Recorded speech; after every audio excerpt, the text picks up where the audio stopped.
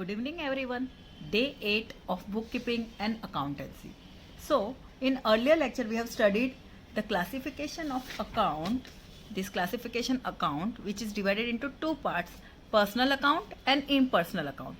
And we have studied about personal account in our last lecture. That is natural personal account, artificial personal account and representative personal account. Natural personal account में कोई भी इंसान का नाम रहेगा, artificial personal account में कोई भी एसोसिएशन, ऑर्गेनाइजेशन या कंपनी का नाम रहेगा, एंड रिप्रेजेंटेटिव पर्सनल अकाउंट में कोई भी आउटस्टैंडिंग उधार का है, एक्सपेंसेस है जो अभी तक हमने पे नहीं किया है, या कोई एक्सपेंसेस या इनकम है जो हमें ऑलरेडी एडवांस में पेमेंट कर चुके हैं या मिल चुका है. तो outstanding, prepaid, that is the most important word in representative personal account. Remember, even debtors and creditors will come in personal account. Now we will see what is impersonal account. Impersonal account is further divided into two parts, that is real account and nominal account. Now what is real account? Real account includes all the assets and properties, and all the assets and properties can be divided into two parts, that is tangible and intangible. Now tangible means the properties which we can see, we can touch or we can felt it. Example, machinery which we can see, okay? And what is intangible, which we cannot see, we cannot touch or we cannot felt it. Example, goodwill, copyright, trademarks, which we can only see and which can benefit the business, but we cannot see them from our normal eyes. That is intangible real account. And the last is nominal account. Now what is nominal account? All the expenses and losses and all the income and gain, जो भी हमारे पूरे day to day uses के जो खर्चे होते या कोई छोटे मोटे नुकसान होते, जैसे फायर की वजह से नुकसान हो गया, कुछ लॉस हो गया, कुछ चोरी हो गई, लॉस बाय थेफ्ट हो गया, एक्सपेंसेस में कोई सैलरी हम दे रहे किसी को, वेजेस दे रहे हैं, वो सारे काउंट हो गए. And what is income and gain?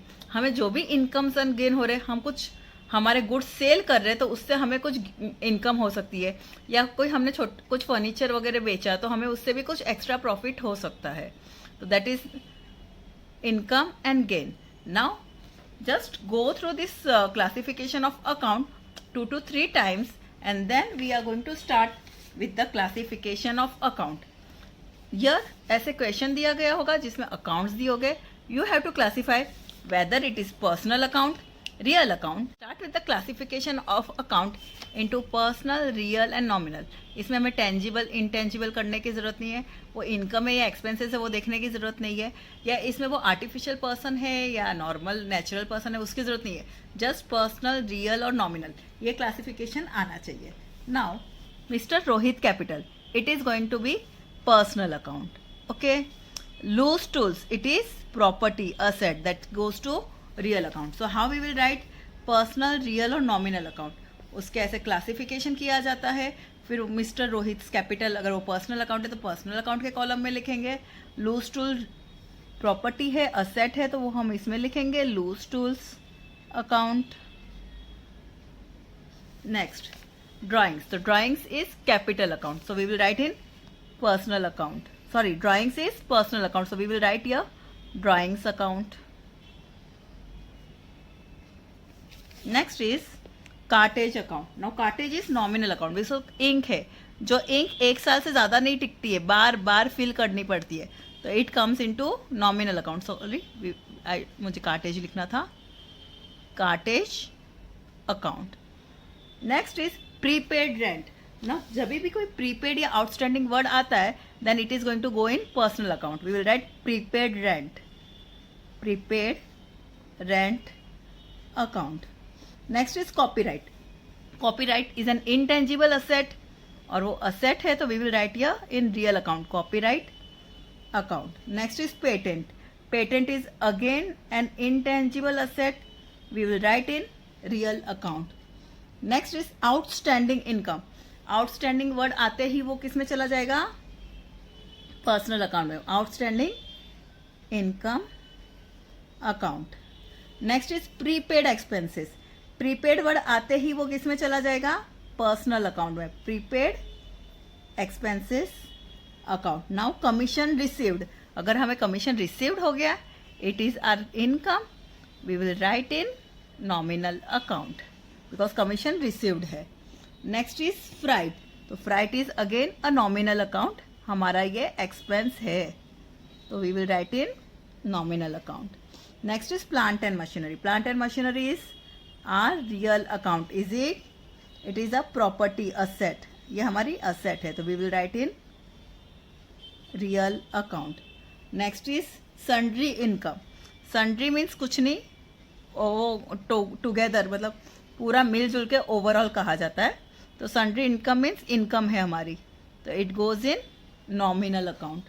Next is livestock. Livestock is again real account because it is asset for us. Next is goods distributed as free sample. अगर हमने goods distribute किया है free sample की तरह, तो वो advertisement है. Advertisement हमारा एक्सपेंस है, तो वो नॉमिनल अकाउंट में जाएगा. Next is Radhika. तो राधिका इज इंसान का नाम है, so it will go in personal account. Next is outstanding wages. Outstanding word आते ही वो पर्सनल अकाउंट में चला जाएगा. Next is loss on sale of furniture. तो लॉसेज हम सारे नॉमिनल अकाउंट में लिखते हैं. Loss on sale of furniture मैं शॉर्ट में लिख रही हूँ बिकॉज इतना टाइम नहीं है, वेस्ट होगा time. Next is bank of Maharashtra. Bank of Maharashtra again personal account, artificial personal account है वो. Next is loan account.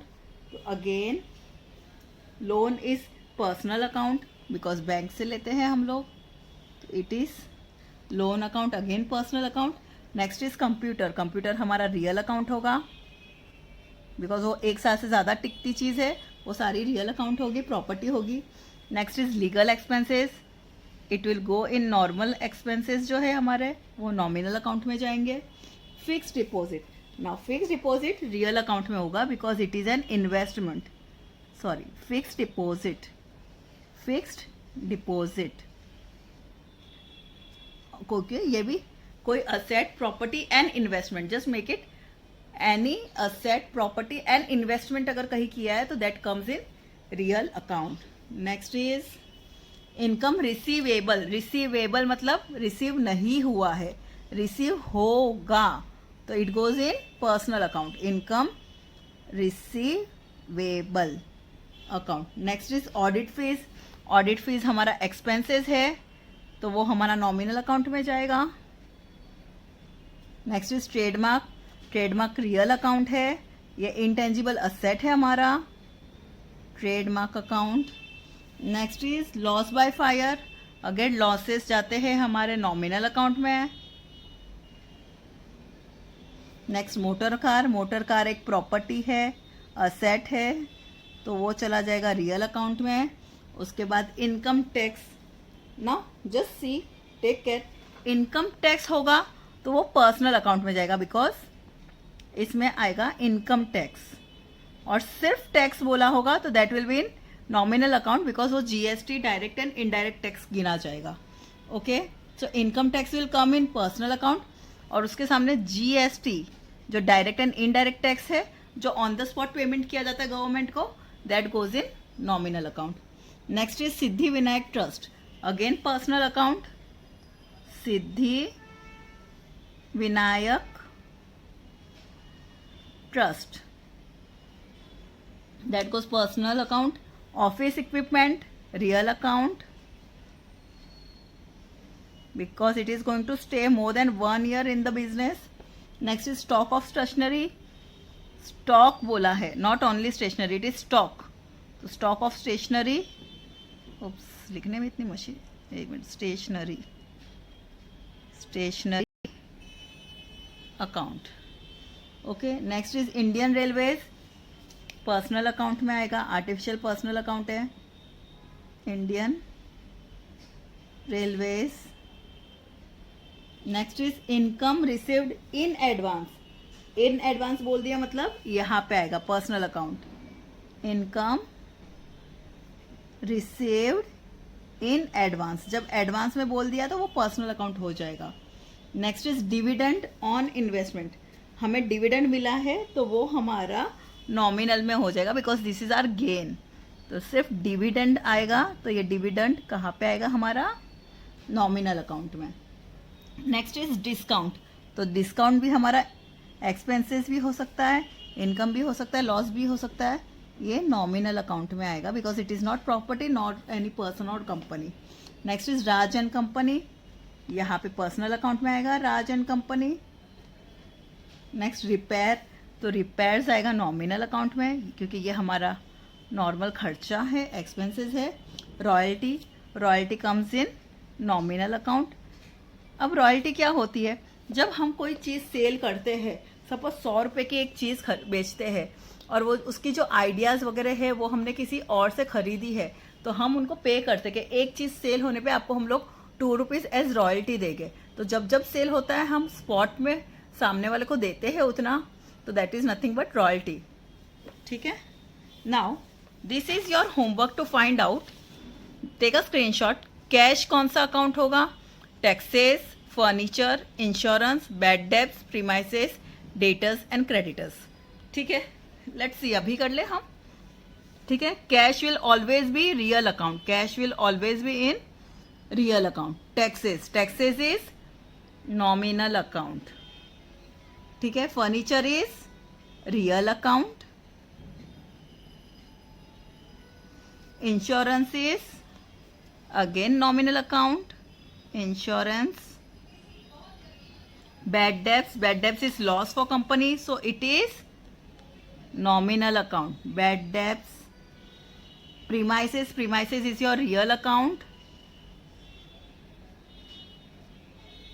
Debtors and creditors both will come in personal account. I hope it is clear for you all.